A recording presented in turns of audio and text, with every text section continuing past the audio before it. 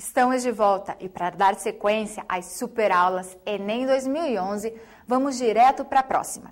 É vez de Geografia com o professor Hamilton. Hora de saber um pouquinho mais sobre migração. Fique atento e bons estudos!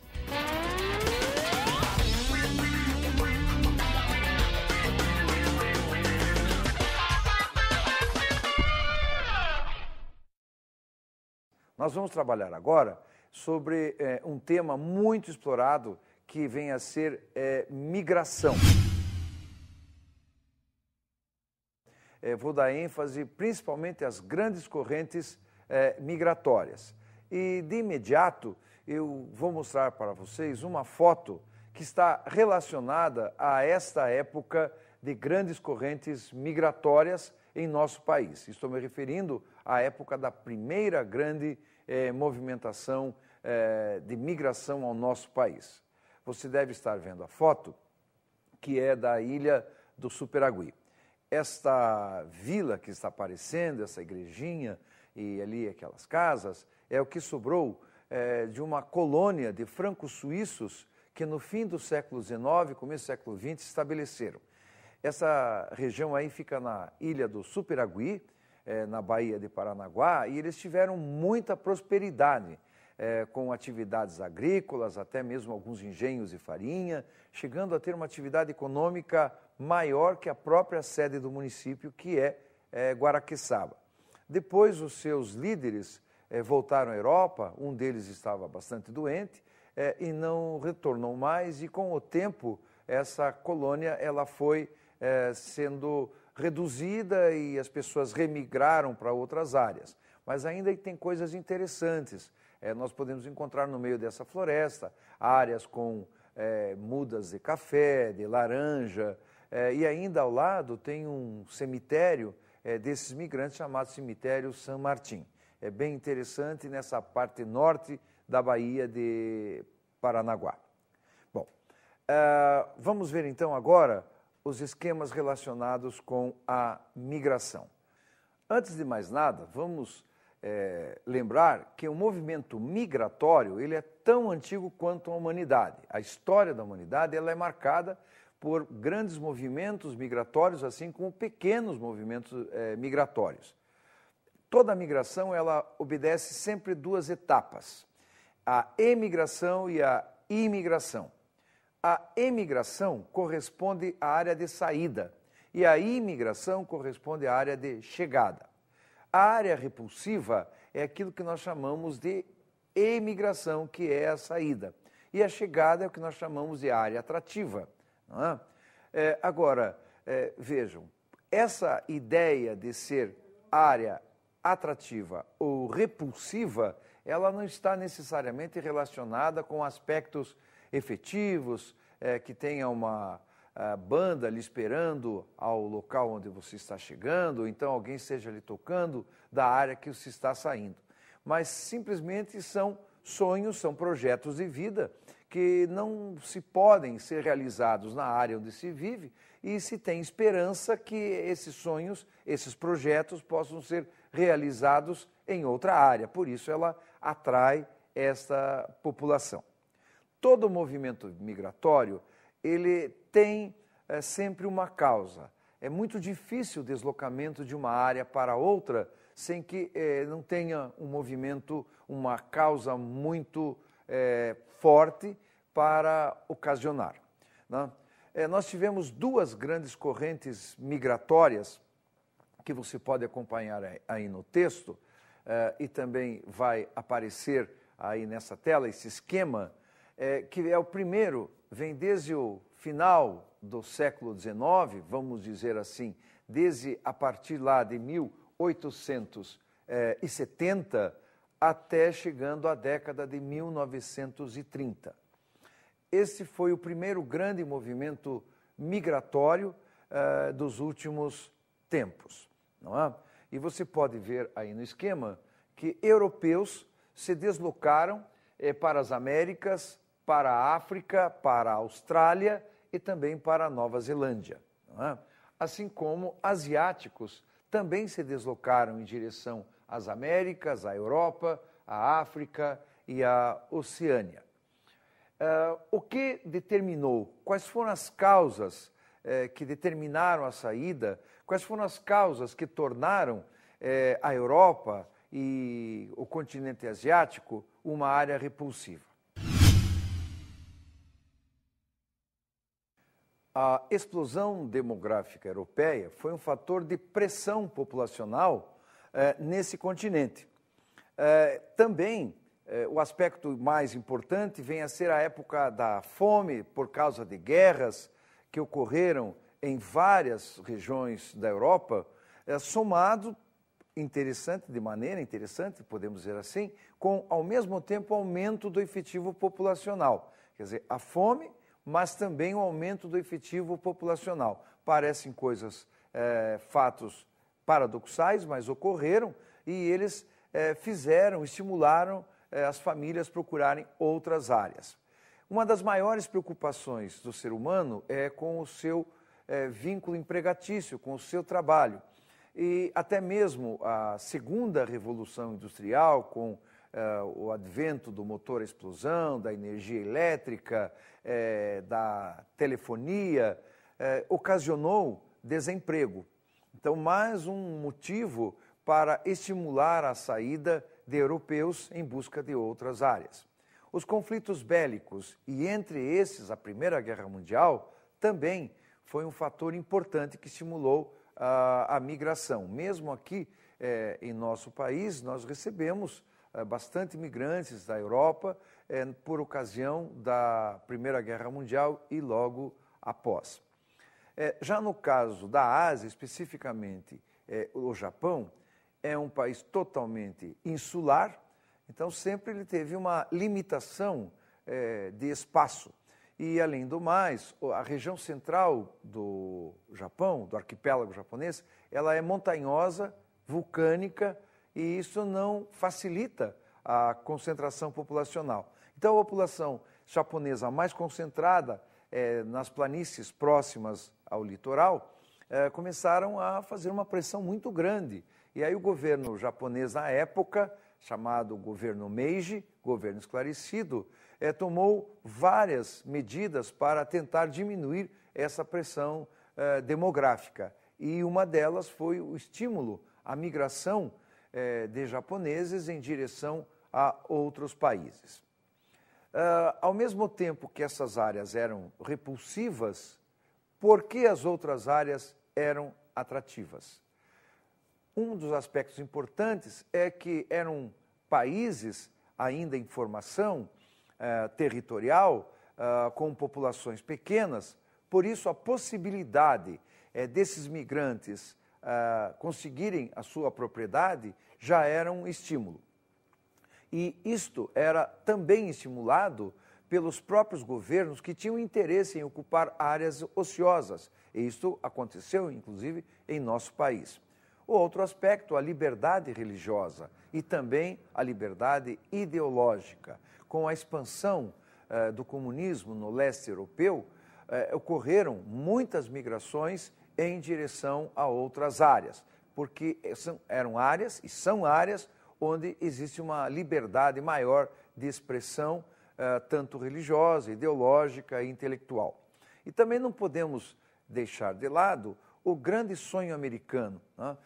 Os exemplos relatados através de jornais, de livros, sobre migrantes que foram aos Estados Unidos e se tornaram muito prósperos, foi um modelo a ser copiado pelos migrantes e era o sonho de todos irem aos Estados Unidos e se realizarem. Não é? Agora, vamos ver ainda um outro aspecto que é outra corrente migratória importante. É atual, que vai de 1950 até 2009. Antes de chegar a essa explicação, gostaria de complementar da seguinte maneira. Poderia você perguntar, por que no caso do Brasil, mais especificamente, a partir da década de 30, início da década de 30, as migrações para o nosso país, elas se reduziram. Uma das razões, e talvez a mais importante, é que a Constituição de 34, a Constituição Brasileira de 1934, determinou cotas. Então, restringiu a entrada de imigrantes ao nosso país com a finalidade de estimular os empresários brasileiros, se fossem de áreas rurais, de atividades agropastoris ou de atividades industriais, a contratarem os nordestinos e brasileiros de outras áreas. E dessa maneira, com essa preferência ao migrante nordestino em direção ao sudeste brasileiro, é que ocorreu uma redução da migração estrangeira. Agora sim, vamos lá a esta nova fase, essa grande corrente migratória que ainda estamos vivendo, que é de 1950 até 2009. São migrantes que saem da África, da Ásia, da América Latina e se dirigem ao Canadá, Estados Unidos, Europa, Japão, Golfo Pérsico e Irã. Quais são as causas que tornam essas áreas repulsivas? Precárias condições de vida. Desemprego estrutural. O que é o desemprego estrutural? É aquele desemprego ocasionado pela revolução tecnocientífica, onde um posto de trabalho ele desaparece, porque aquela atividade vai ser substituída por um software, ou por um processo de automação, ou ainda por um trabalhador que tenha mais competência e ele vai exercer múltiplas atividades. E esse desemprego estrutural, ele está relacionado às duas outras causas, que é a privatização de estatais, não é? E ainda a globalização da economia. Essas coisas não podem ser separadas. Não é? Quando ocorreram as privatizações estatais na América Latina, praticamente em todos os países, talvez com exceção de Cuba, ocorreu uma redução de trabalhadores, um corte de trabalhadores. Por quê? Para que essas empresas elas se tornassem viáveis, lucrativas. E muito trabalhador desempregado, então, procurou se deslocar a outras áreas. Também nessa mesma época, e está relacionado a esses aspectos, não é? O desemprego estrutural, porque as empresas têm que modernizar os seus modelos produtivos e, por isso, reduzem a sua folha de pagamento através dessas demissões. Não é? E por que tudo isso? Porque hoje a economia dos países ela está numa competição mundial. A nossa indústria ela vai produzir para competir com produtos que são produzidos na China, que são produzidos na Índia, em outros países, onde a mão de obra ela é muito mais barata. E por isso as empresas nacionais elas têm que enxugar toda a sua folha de pagamento, reduzindo o número de trabalhadores. E isso gera desemprego. E normalmente esses trabalhadores que perderam o seu emprego e não tinham uma qualificação profissional muito avançada, optaram pela migração. No caso ainda do continente africano e mesmo asiático, não podemos esquecer das guerras, ainda os conflitos étnicos. Não é? Quando nós vemos filmes aí no circuito, digamos, comercial, Hotel Ruanda, Lágrimas do Sol, não é? Nós podemos avaliar a dimensão gigantesca dos conflitos étnicos que ocorrem na África. Então, as pessoas que têm condições procuram sair com seus familiares para uma área onde possam ter um pouco de paz. A perseguição política e religiosa é uma realidade que nós, brasileiros, não estamos acostumados, porque temos um país com uma grande liberdade de expressão. Porém, isto ocorre com muita intensidade, não só no continente africano, mas também no continente asiático. Não é? Podemos exemplificar essa violência religiosa com os conflitos da Argélia, onde grupos islâmicos radicais perseguem argelinos que adotem alguma forma de costume ocidental, como ouvir rádios, emissoras de rádios da França, ou ainda estar ouvindo músicas americanas, e essas pessoas, por causa desses aspectos, elas podem ser punidas e por isso procuram sair desse país. Na Nigéria também existem conflitos entre cristãos, entre islâmicos, também é bem difícil. Na Ásia, Indonésia tem problemas, as Filipinas também, sem contar ainda os países do Oriente Médio, com os choques, não é? Entre xiitas e sunitas. Também os conflitos que aí ocorrem no Oriente Médio, a guerra do Iraque e outras regiões que também têm as suas dificuldades, Afeganistão, Paquistão. A intolerância religiosa no Paquistão, no Irã, Afeganistão, também estimulam a saída de dissidentes para outras áreas. Também o desemprego que ocorre no continente asiático, até mesmo em países como a Coreia do Sul, o Japão, que passa por uma crise econômica e a consequência disso vem a ser o desemprego. Vocês já devem ter ouvido falar do caso de jovens japoneses que, sendo demitidos, eles têm vergonha de chegar em casa quando moram com seus pais e darem a notícia que foram demitidos. Então eles continuam a sair de casa todos os dias como se fossem ao trabalho. Ficam perambulando e retornam ao anoitecer. E muitos desses fritters, como são chamados, quando têm condições, procuram também migrar. E é interessante que é um país desenvolvido, mas também ocorre esse tipo de migração. Claro que em condições proporcionais bem menores do que outras áreas.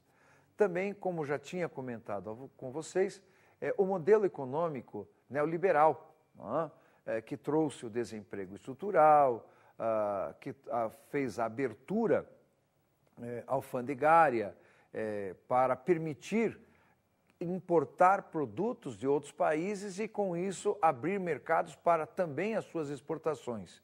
E esses processos todos tiveram que ter uma redução, como eu disse agora há pouco, nos seus custos. E isto levou ao aspecto relacionado ao desemprego e, com isso, a saída de população quando pode.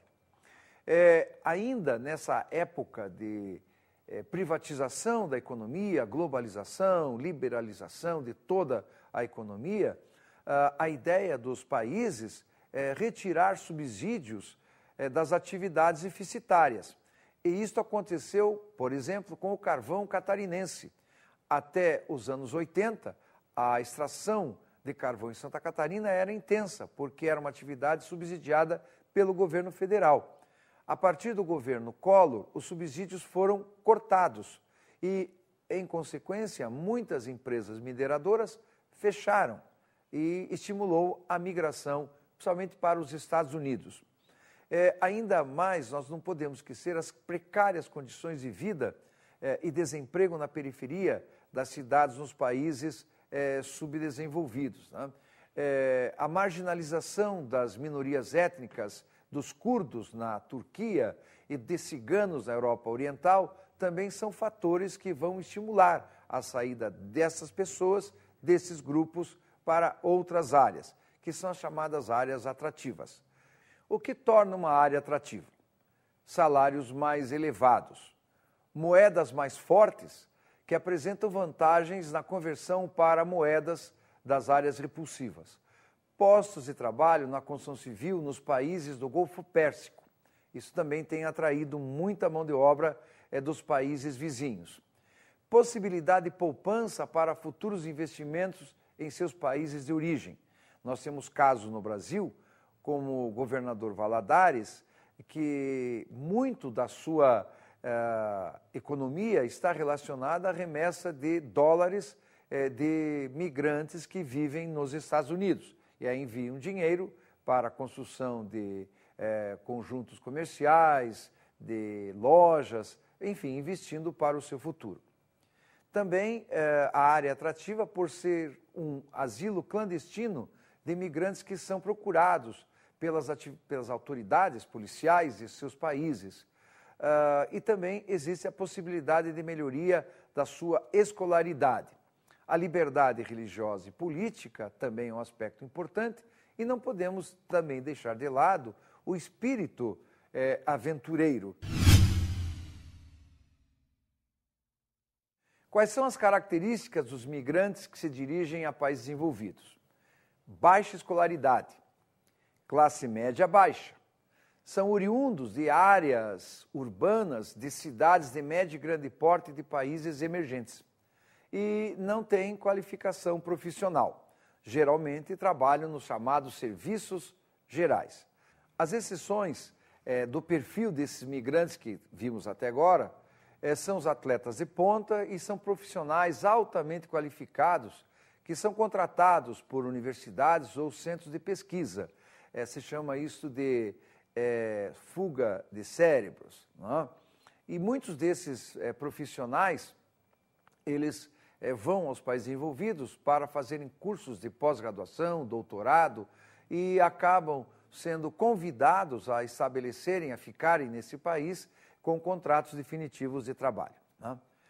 Além dessas correntes que eu citei, atualmente também ocorrem outras correntes migratórias, que são os trabalhadores braçais, analfabetos ou semi-analfabetos, que se dirigem para países emergentes, situados no mesmo continente, em busca de empregos clandestinos, geralmente ofertados por empresários da mesma nacionalidade, que procuram e produzem produtos piratas. Temos vários exemplos, como os bolivianos e paraguaios, que trabalham no Brasil, chineses, que trabalham como laranjas nas lanchonetes, nas grandes cidades brasileiras, ainda os nigerianos, que além de serem transportadores de droga, também trabalham em outras atividades ilícitas, como também o tráfico de droga na África do Sul. Atualmente, o número de imigrantes no mundo inteiro chega a mais de 200 milhões. E o principal fluxo, ou seja, 60% vai dos países pobres em direção aos países desenvolvidos. Eles têm várias dificuldades na atualidade. A redução das vantagens oferecidas pelos Estados europeus, considerando que na Europa o número de idosos aumenta, então a Previdência tem gastos enormes com os próprios europeus. Também é muito comum hoje nos Estados Unidos e na Europa Ocidental se imaginar que todas as suas dificuldades econômicas são por causa dos migrantes. Então isso cria uma aversão aos migrantes e isso é chamado de xenofobia. Isso acontece em vários países, na Alemanha, na Suíça, na Itália, na França, e poderíamos citar muitos outros que acontecem também esses problemas ligados a essa xenofobia. Não é? Também os seus direitos estão sendo reduzidos porque políticos de extrema-direita na Europa, para agradar os seus eleitores, fazem projetos de lei que estão sendo aprovados para restringir os direitos cada vez em maior quantidade dos imigrantes. Não é? As fronteiras estão sendo também cada vez mais fiscalizadas, é o caso da fronteira dos Estados Unidos com o México, não é? Ou ainda em Ceuta e Melilla também aparecem essas cercas, formando gigantescas barreiras, não é? Impedindo a livre circulação desses migrantes. Entre estas barreiras que nós podemos citar, além do muro que está sendo construído em Israel, da cerca em Ceuta e Melilla e no continente americano, separando os Estados Unidos do México, as barreiras também podem ser identificadas por barcos toscos como os caiucos ou ainda como os balseiros, que são parados por marinhas de países, como o caso da Marinha Francesa, no caso mediterrâneo, ainda a Marinha Americana, e esses migrantes são devolvidos aos seus países, né? Então, esse é um aspecto realmente bem sério. Agora, é muito importante a participação dos migrantes na economia dos países subdesenvolvidos. O medo é algo constante na vida de um migrante clandestino num país desenvolvido, porque sempre podem ser expulsos quando apanhados pelas autoridades em qualquer condição. E, apesar disso, esses migrantes têm uma participação na economia mundial muito grande. Eles são os maiores responsáveis pela transferência de renda dos países ricos para os países pobres. Vejam aí nessa tela que vem a seguir quanto que eles conseguem transferir, não é, para os países subdesenvolvidos. Você pode verificar aí bem no fim que isto vai ser mostrado.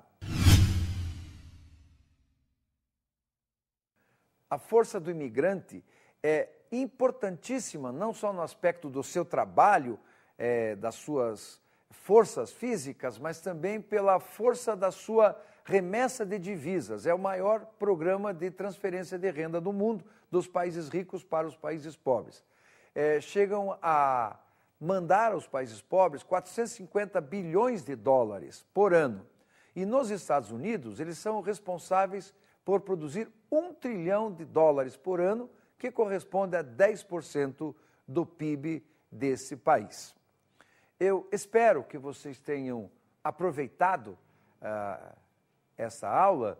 É um tema muito importante e que, sem dúvida, vai ajudar você a ter um melhor desempenho no seu vestibular. Muito obrigado.